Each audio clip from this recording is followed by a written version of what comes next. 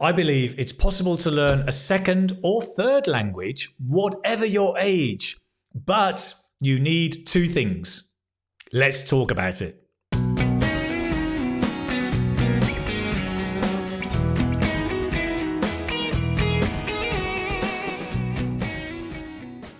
Hello, it's Keith from the Keith Speaking Academy. Now, you know, I was rubbish at French at school. Bonjour, comment allez-vous? And actually, I loved it. And when I wanted to do French at A-level, my teachers said, Keith, don't do it, right? They said I wasn't good enough. Now, the thing is, at that time, I had one of the things I needed to learn French, but I was missing the second. And I only discovered it some years later.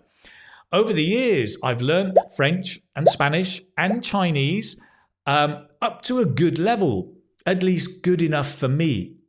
And that's important. And here's another important thing, right? I believe there are two things you need to learn a language successfully. Number one, motivation. That drive, maybe that passion to do something. You need a reason, whether it's to pass an exam, to speak to family and friends, or to go traveling. That reason and that motivation is key. If you don't have it, you'll stop.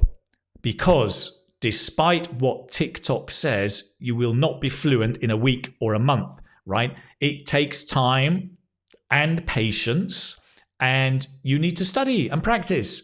So that motivation and keeping that motivation is really important. Number two is a study method that works for you. Now, again, social media has probably convinced you there is a secret method, a secret way to learn and be fluent in English. It's not true. It's not. There are only ways that work for you. What works for me may not work for you, okay? So yes, we need to follow good practices based on research and theory, but then you need to find a way that works for you. That's so important. With that said, I'd like to share with you in this video the key steps and methods that I have used to learn French and Spanish and Chinese over the years, so that maybe you can try them and see what works for you. Choose the method that works for you. Let's do it. Right, let's talk about French. So I learned French initially at school, as you remember, and I had the motivation, but I was missing the study method that worked for me.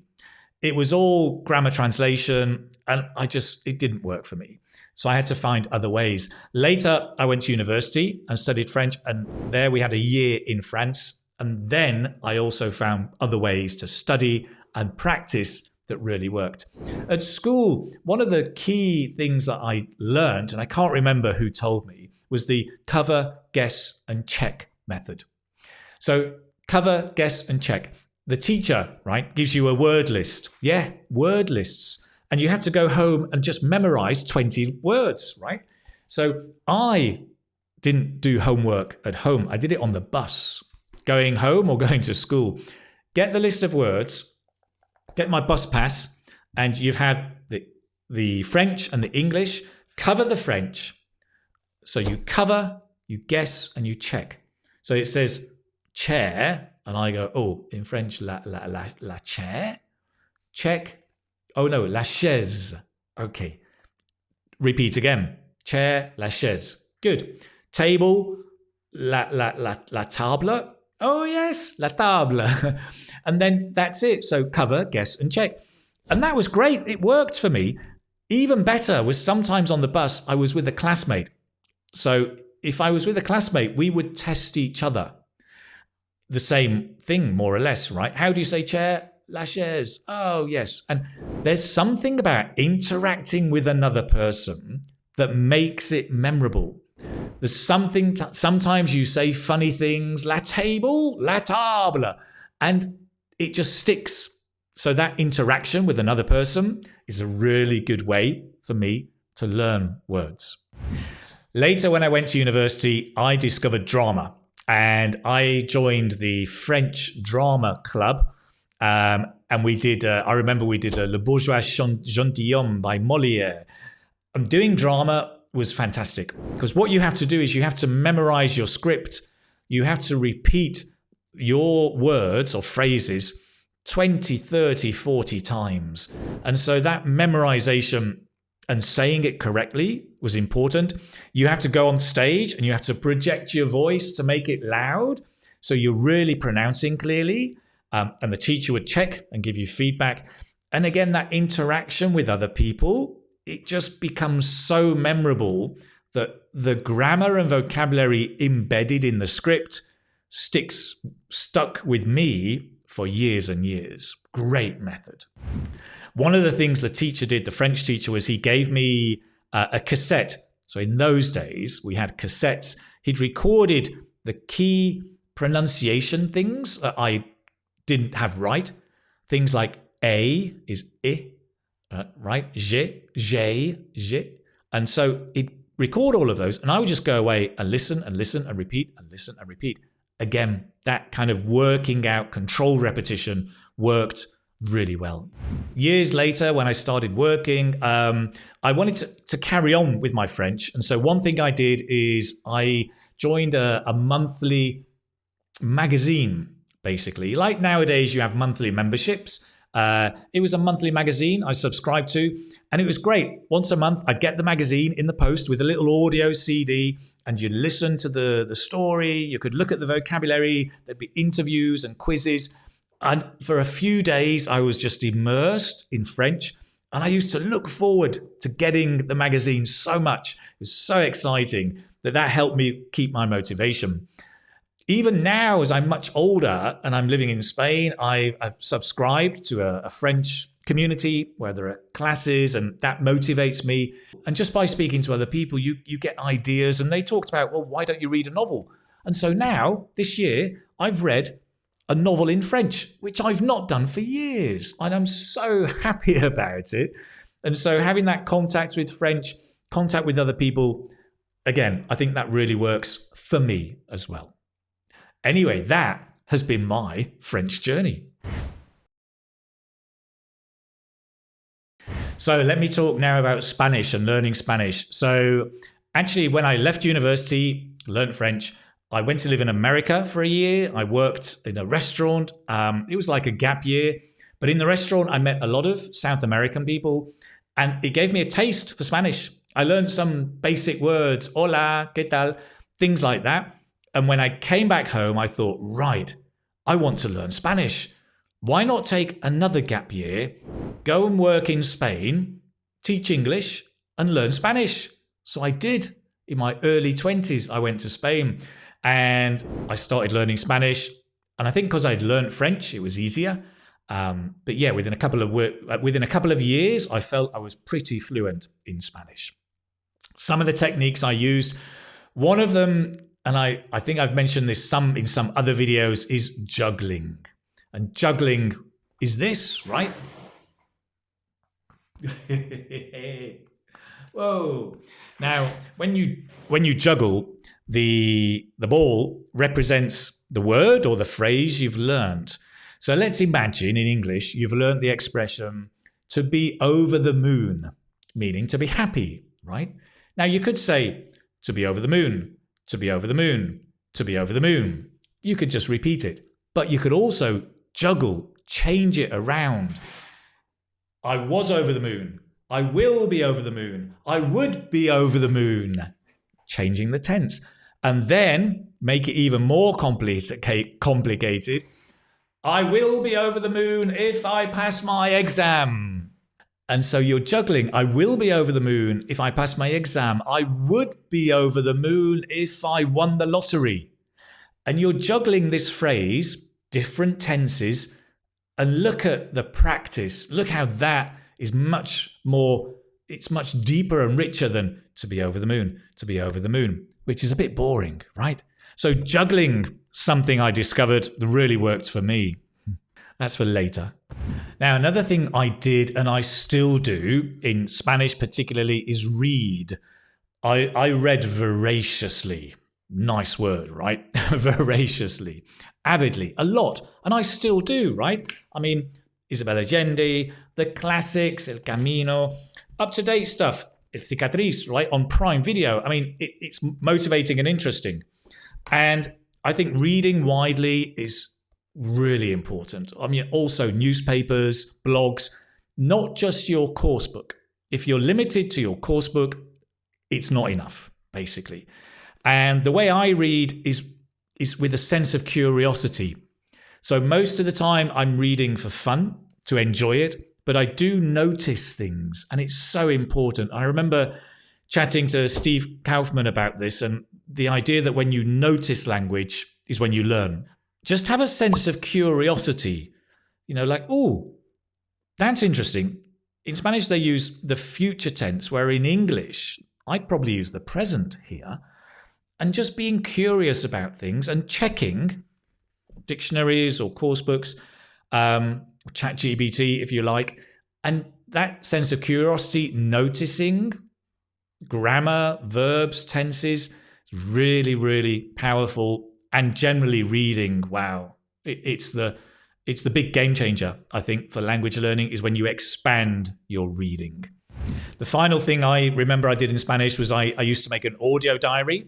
At the end of the day, especially the first few months when I was studying, and I would record on a cassette, press, record, and just go through not what I did in that day, but the words I'd learned that day, right? So today I'd learned this word, this expression. I just repeat them. So I'd mix English and Spanish. Today I learned la mesa. Today I also learned, la silla. And just saying out the words and kind of summarizing what I'd learned in a short 5-minute audio. At the time, I didn't know why it worked, but I think it's to do with that, when you learn stuff, within 24 hours, you forget 80%. And it's so important to review before that 24 hours is up. So I was doing that just for 5 minutes and recording it. So it was also audio, like multimedia. I didn't realize it was actually a research-backed method. It just felt right. It was dead easy to do. So that kind of audio diary, nowadays you could do a video diary, just any kind of review at the end of the day, I think really, really helps. So yeah, that was my Spanish learning journey, and still is. Let's move on. Okay, when it comes to Chinese, I began learning Chinese. I began studying Chinese in Spain. Duh. Why? Interesting story. I was about 32, 33. So, no spring chicken. Walking down the street, and I went past a shop, and there was this beautiful Chinese calligraphy, like the writing, the painting in the shop.